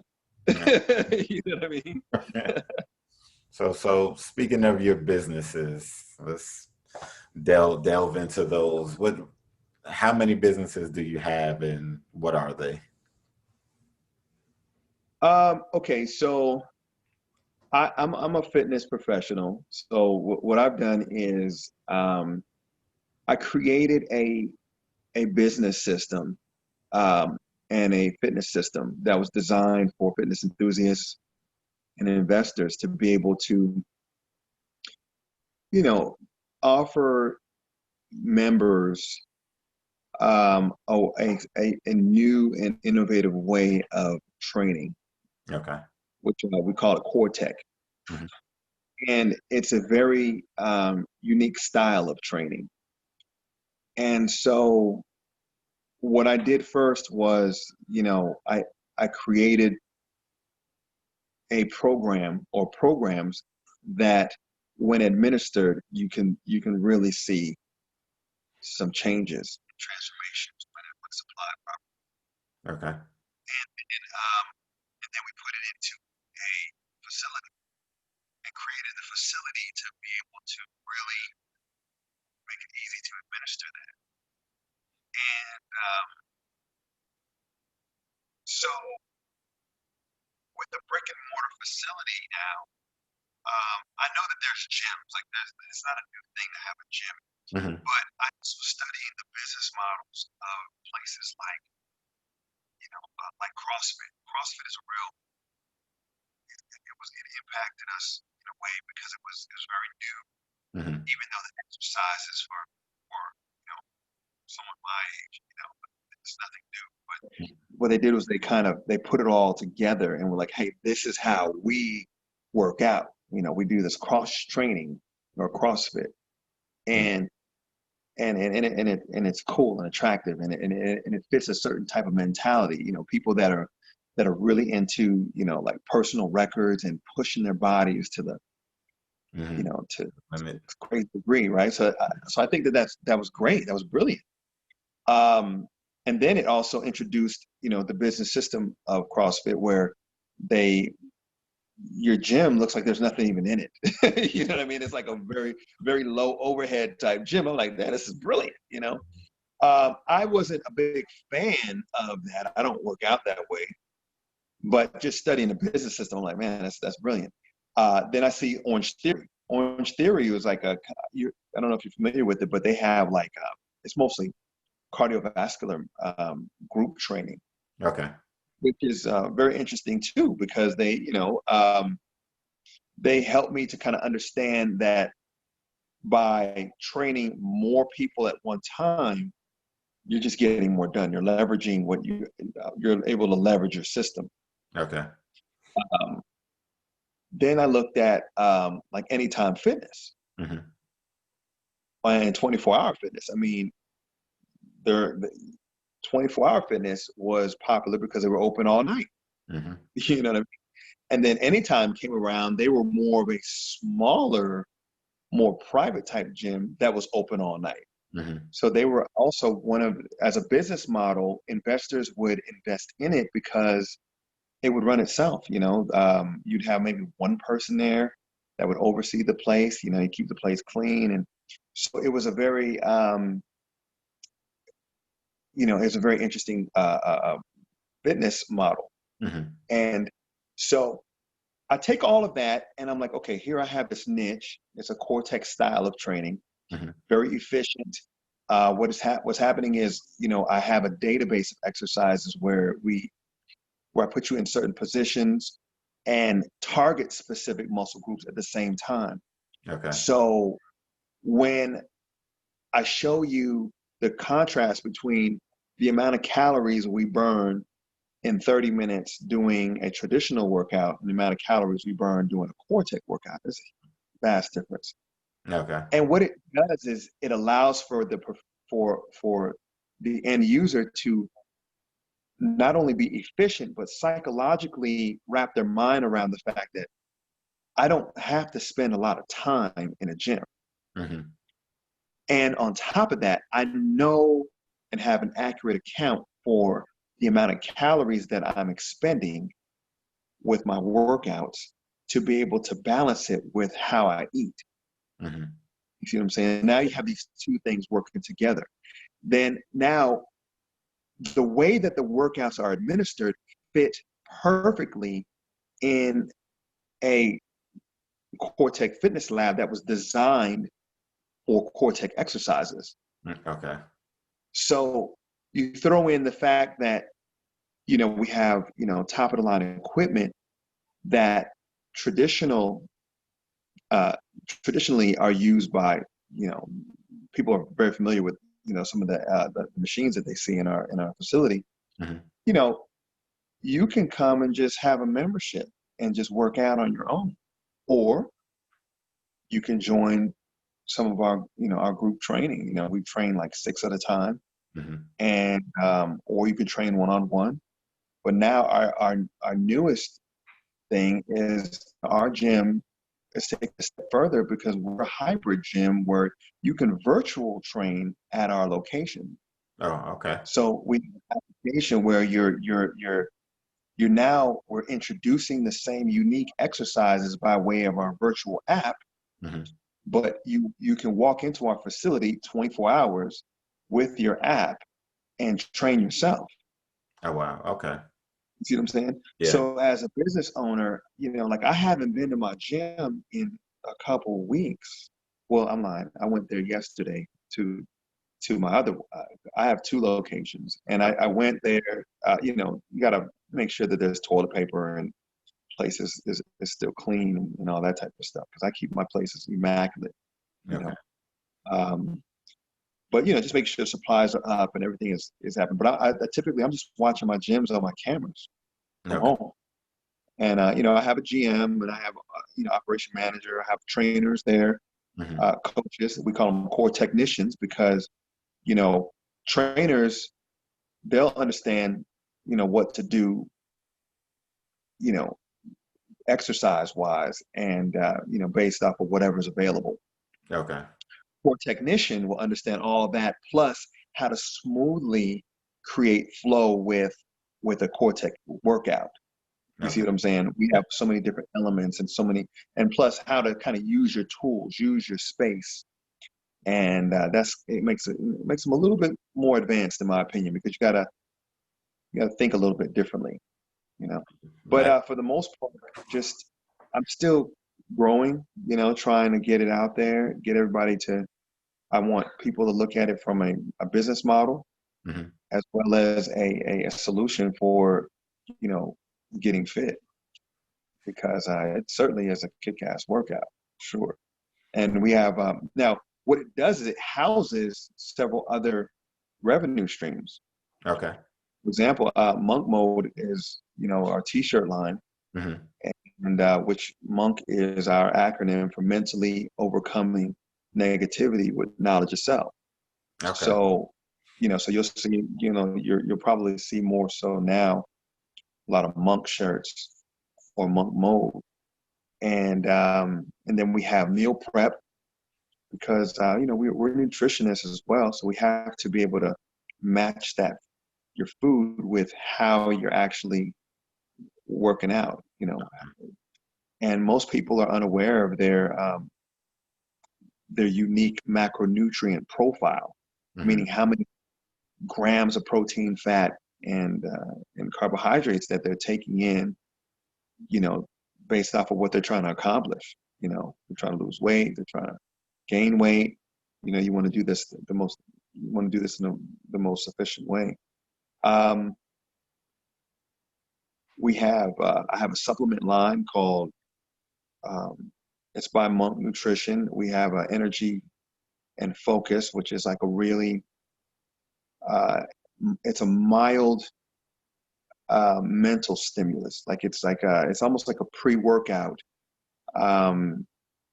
but it's not as, I guess, it doesn't give you the jitters like some of the other pre-workouts do. This is a little more mild, because I have mostly ladies that are at the gym. Okay. So I wanted them to be comfortable with taking a pre-workout, either to work out or taking it they just want to get things done. You know what I mean? It's great to just take, just like people, they may drink coffee or something like that. This, you would just drink your energy, focus, and go. Then I have a post-workout, which is protein, which is a protein isolate. Hmm. You know, when I do my nutrition assessments, you know, most ladies are coming up, most people are coming up short and deficient in their protein. You know, a lot of times it's calories, period, but they're just not taking in enough protein for what they're trying to accomplish. So we have a really good protein um, with Monk Nutrition, and you know, those are things that those, you know, in its own self, uh, in its own right, will are like businesses in themselves. You know what I mean? Yeah. Different departments of what we have. So I'm wanting for investors to be able to see, like, hey, if I had a Cortec Fitness Lab, it's very holistic. You know, we have the nutrition consultations. We also have meal prep. Hmm. You know, you get faced where you're teaching them how to meal prep, but if they don't have the time, I have chefs. You Okay. know what I mean? And we'll make the meals for you, and they'll be to your specs. Oh, You wow. know, oh, you don't have protein? Well, yeah, we have a line. You could, you know, you buy our line. You know, it's not like a Herbalife or anything. No, it's really like my line. We designed it. Mhm. You know, and so So it's just a thing. You know what I just mean? a one-stop shop. So it's not like, Yeah, a go whole one-stop shop. You know, it's a, one spot is a real prototype. It's about 5,500 square feet. It's okay. not very big, but it's very sexy, very clean, Hmm. very, you know, it's got great artwork. You know, I got top of the line equipment. You know, I got turf. It's just it's a good look. You know, it's so you the idea is for, you know, you can duplicate it. You Okay. know, and see the type of success that you're looking for. We can offer like big time support with as a franchisee. Hmm. Um, you know, you just want to be able to give people a business model that's proven that works. I just took from the ones that were working, added my niche to it, and here we go. Yeah, because that's cool that you said that because I have one of my uncle told me he's like, when you're looking to start a business or do something, he said there really aren't any new ideas out there. He's like the goal Oh, is to add on to what other people have and just make it your mhm. own or make it better. And that's what it Make it sounds better. like. Sound like what you're doing and what you have done with your gym so far. Because having a chef on site to help people meal prep. I don't think I've Hmm. seen that at any of the gyms that I, used to go to. So I think that's a cool thing. It keeps people from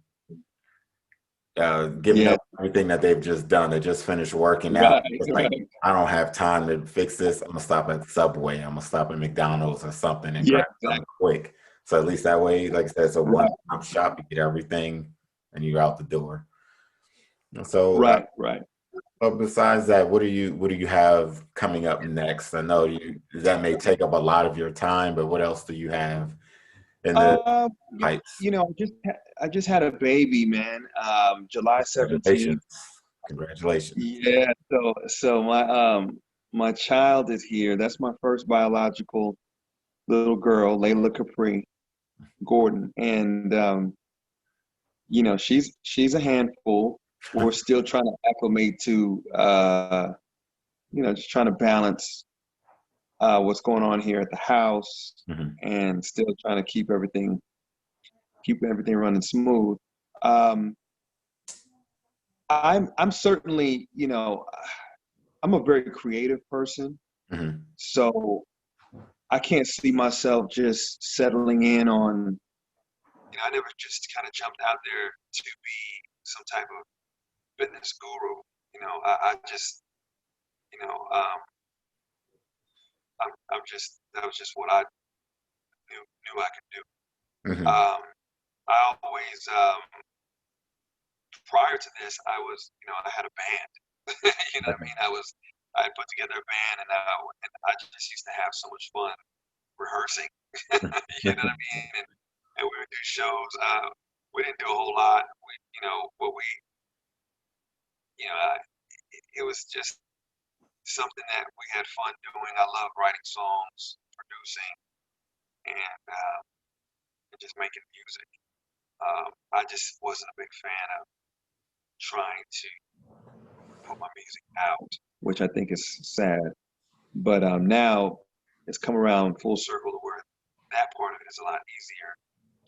So I promised myself that I would go back to the things that I enjoy. Okay. Just free up that time to be able to do it without and get back into a creative space where it feels good doing it. I don't feel like anything's pressing because the last 4 years I've been working on my business Yeah. and I'll get on the piano and you know and you know put something together from Mm. time to time, but I could feel like it's gonna be a lot more. I have a lot of music that I just hadn't put out. Okay. That's just I mean so and a lot of stuff that I'd like to put out. So um, just grown man stuff. Things that we talk about and go through. I write everything from hip hop to reggae to alternative to R&B. I probably would find myself doing a lot more. Uh, I guess you could say R&B, pop type stuff. I mean, I'm not as much as I love hip hop. I mean, I'm not. I just when I see grown men rapping, sometimes I'm just like, I think there's a market for it though. Yeah, it is. You know, intriguingly enough, yeah. Because I think like myself, I'm always like, man, what would I listen to? Because I love hip hop, but when I hear some of our older artists, I'm just like, thank you. Yeah. You know what I mean? So I'm happy to see that it can still that the age limit on that. I shouldn't care about that anyway, but I just think I have a programming that's like, I'm more motivated by, what I can do for my family. You know what I mean? What or how my family can inspire me to kind of, write about that life. you know. So I mean, So but I mean, now's the time. I mean, you have, with YouTube and all of these different streams where you can just yeah, put out yeah, music like that. Hey, don't let anything hold you back or stop you, because I'm the same way. I have all of these ideas.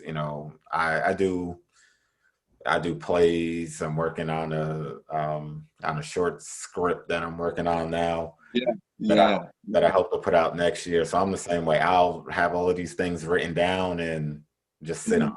Won't do anything with them. So now, Yeah, uh, I feel you. since COVID hit, I've been home, so I had a lot of time to write and get myself in the mindset of, you know what, now's the perfect time to do it. If I can't do it now, while we're stuck at home, I said I'll Right, probably never do it. So right. And that resentment is gonna be a monster. yeah, so I say I know how you feel, bro. I know how you feel. And we got to get ourselves out of that, man, and hold each other accountable because, saving our talents ain't doing anything, you know.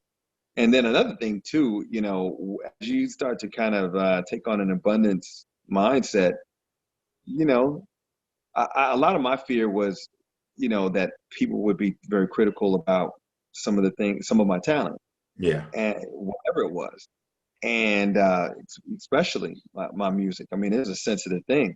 Hmm. You know, people nowadays, you got some people that love it, and some people are like, man, it sucks. You know what I mean? And that for me, pridefully, is like was enough to deter me. Hmm. But I think part of my challenge in this life is to overcome that fear and not care about what people think. Do it because this is what makes me feel a certain way and makes me feel fulfilled. And so yeah, holding each other accountable, encouraging each other. I mean, that's why I was kind of I was really glad that you invited me to talk with you because I was just trying to figure out what's the best format to be able to, talk about some of the things I want to talk about, you know. No, And, yeah. That's like I said, we said in the beginning, it's actually very therapeutic. It wasn't.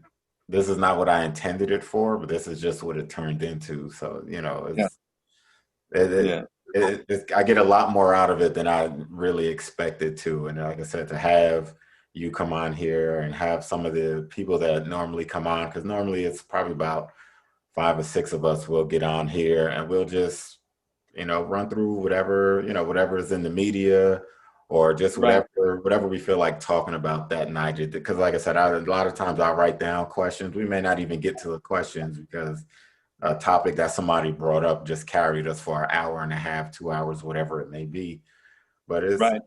it's this platform is very good. I said this Zoom or Google Meets, whatever you want to use, it's a great platform to get out there, just talk to people. And because for me, I enjoy, writing my stage plays and things like that. For me, I Mhm. can't stand public speaking. I don't I don't want to be out there, but Yeah. this is helping me kind of break out of that. And Right. it That's interesting it to really say helped. that. Yeah. A lot of people are, that's like one of the number one fears.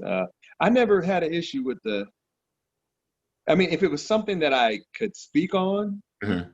I actually was kind of enthusiastic about doing so. Um, but I get it though, the little jitters Yeah. or nervousness, my wife, she was like, how do you, because we used to we would do these tasters. Hmm. And at these tasters, I would do lectures. I would do these nutrition uh, functions, if you will. Hmm. And I would I'd do at least 15, 20 minutes on just nutrition. And Hmm. then at the same time, I'd have my chefs, giving them, handing out food, you know. Hmm. So she would ask me like, how do you just, go off the top? I was like, honestly, it's just because I know it. I understand it. Hmm. I've done it. Do it. You do it a few times, and so you're almost excited to share what you have. You know what I mean? Because it's that it's good. You know that it's helped people. Hmm. So same thing like when you're rehearsing a song. At first the fear is that you might forget the words or do whatever. Nah, when you rehearse it, it becomes second nature. Yeah. You know what I mean? It's just like in football, you run the play 800 times, man. Like you won't forget. There's no way. You're You on know what I mean? you're on autopilot after a while. You're on autopilot, yeah. So now you can, your consciousness can go into a whole nother space where, you think about how you're gonna say it, and you think about, just the quality of how you can make it happen for yourself. So, Definitely. but So in closing, so how can the people find you on your different social media platforms? oh yes. Okay, so you can always go to Core Tech Coach um, on IG. That's CoreTechCH, Coach CoACH, and also my personal page is Ox, just short for Lennox underscore monk mode, Hmm. and it's a little bit more of my personal stuff. And my website is coretechcoach.com, Okay. and um, that's it. I got a Twitter. I don't tweet very much. I just tried TikTok. I haven't posted anything. I just been cracking up off of what's happening over there. So Okay. other than that, I my marketers tell me all the time. They're like, "Man, you got to do way more." I'm gonna step it up. I'm gonna step it up. You know, Yeah. I got some cool stuff to share. I took Yeah. a media training class, and I think they said it's either Twitter or IG. They said it was Twitter. They said if you notice how quickly Twitter moves, they said you have to tweet at least 15 to 20 times a day in order to make any type of dent or impact. And I was like, On the algorithm. yeah, yeah. I was like, I don't see myself tweeting 15, 20 times. I'm like, what am I talking about? 15, 20 times. They said you could talk about the same thing. And I was just like, I said, I'd rather do IG and Facebook. I said, Yeah, Twitter is way too much. So that's kind yeah. of say I have it. Twitter. I tried Twitter, man. Twitter is cool, but it's not. I'm more, I'm just more in spurts. You know what I mean? Yeah. I feel like if I'm gonna create some content, I would take a whole day and just make content. You know what I mean, or a whole weekend or something, and then I'm gonna fall back. You know what I mean? I'm not gonna, I'm not gonna want to see anything or do anything with that for a little while. Yeah. You know, I have these little spurts, man. It's hard to, and I look for inspiration too. Mm-hmm. I'm not that inspired sitting in the house all day, Yeah. You find yourself, jumping in people's comments and stuff like that, which is helpful too. They tell you that you need to do that. But I'm amazed at some of these people that have like millions of followers, millions, I'm just like, I don't think I even know. Well, my core tech page has like, I don't know, maybe like 2,000 followers. It's not very much, but the funny part about it is I know that there's about 200 people that are 300, you know what I mean, that I know. You know what I mean, like that really we've done business, they've come through, the members, you know what I mean, like there's people, you know what I mean. So I don't know. I don't know what that would be like to have so many people, just following, which I guess it would be pretty cool. Yeah. Um, Giving them the content or whatever they're looking for on a daily basis. I guess that's what it is. Because I mean, I looked at right. my page. I think I'm a couple hundred, and I'm like, I may know maybe 100 of the people that follow me. Right, right, right, Actually know them. I may actually know 100 of those people that follow me. So it's right. but I appreciate the ones that do follow, whether they're being nosy or or if they're actually concerned about, what I have going on. So I do appreciate them. Yeah, But yeah, so yeah. again, I Man, this is really appreciate. cool. Really cool, man. How's the wife? Everybody's good? How you doing, wife? She just went in the room. Everybody's good, just we both work in the school system. So, the wife, Okay.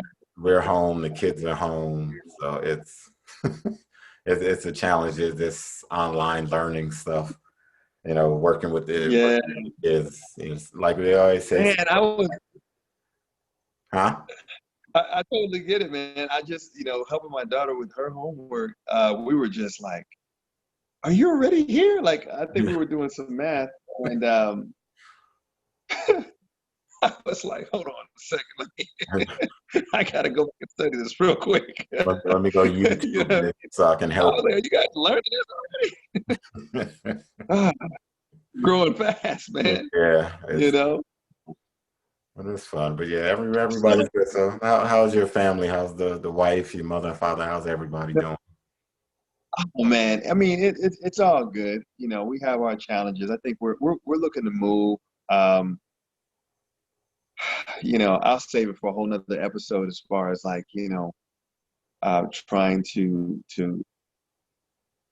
configure your life in a way where where you're very peaceful and everything. Because if you think about it, like I've had this conversation with my wife a couple of times. I'm like, honey, think about it. I'm home.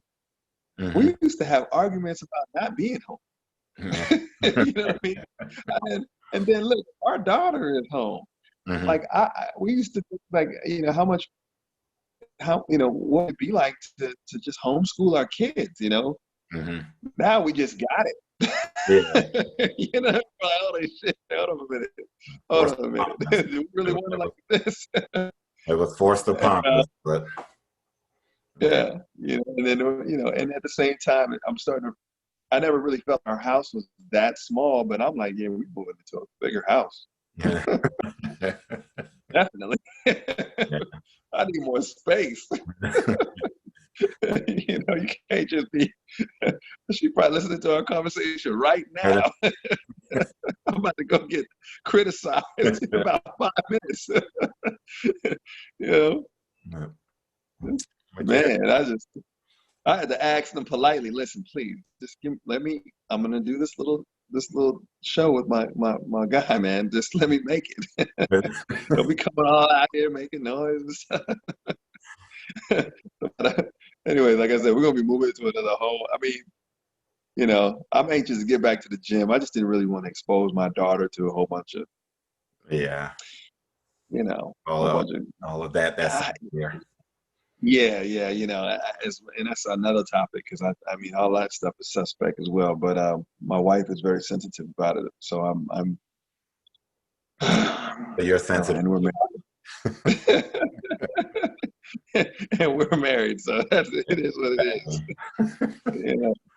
But yeah, so I definitely appreciate you coming on, and I would love for you to come back on another time. And like I said, if you just pay attention to my Instagram page, I try to use Facebook more, but I'm really not on Facebook that often.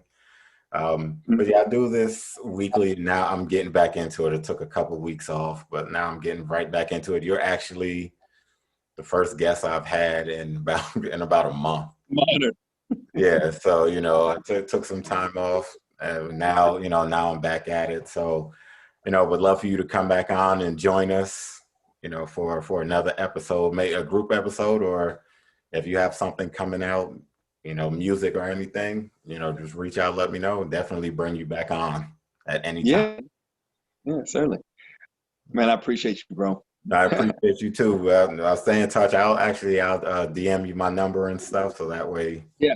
If anything you want to come on and talk about anything, hey, we're always here. Yeah, that's cool. All right, man. We'll talk soon, man. Yes, sir. Appreciate Have your a good time. one. All right.